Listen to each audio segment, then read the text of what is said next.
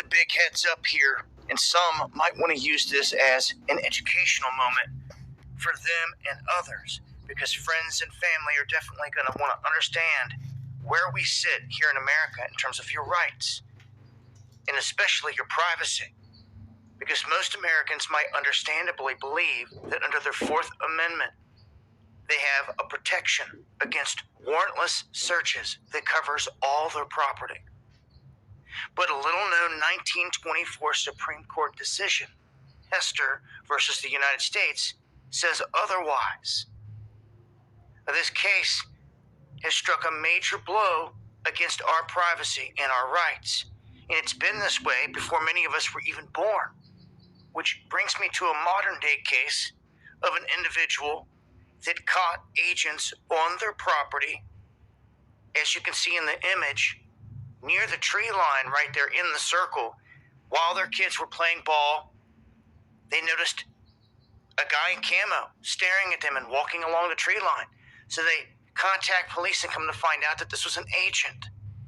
And this agent had seized cameras as well. And they come to find out that this is a known tactic, that agents will show up, they'll put up their own cameras or take other people's cameras. And whenever they're caught, basically nothing happens because of this 1924 ruling. Now, this new court case could change some things. We'll have to see where it goes at this moment with this man named Josh Highlander. That's the one that I'm talking about here in his property. But in 1984, the Supreme Court had an opportunity to undo all this harm. But they didn't. They instead hammered down even harder. And this was a case not dealing with prohibition, but this was dealing with marijuana. And this was dealing in a case called Oliver versus the United States, where the Kentucky State Police, who suspected that marijuana was being grown on private property, strolled around a locked gate and also passed a no trespassing sign. And they found a field of marijuana about a mile from the house. So the court observed that the field in question was bounded on all sides by woods, fences, and embankments, so they could not see this area from any point of public access.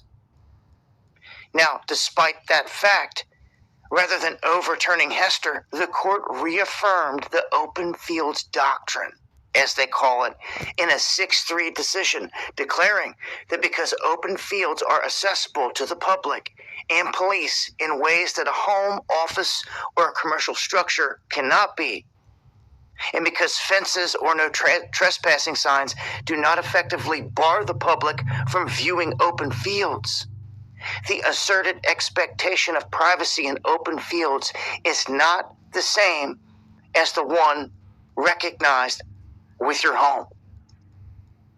So what this does is this means very vaguely that all private land apart from the curtilage, which is the small area surrounding a home, your front yard, backyard, your immediate area right around your house, everything outside of that is fair game.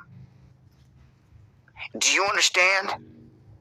So when these feds and these agents are creeping up on anyone's property from here on out, you need to understand the laws and what they're sitting on and where we sit right now in this country because of this open fields doctrine. They are allowed to come creeping right up to the edge of your main property, spying all they want. So you take that into consideration when fortifying your castle, your homestead, wherever you're at. Remember this. You see agents on the creep, you could even see cameras put up that are not yours.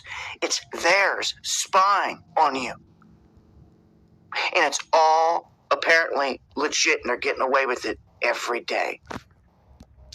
It pays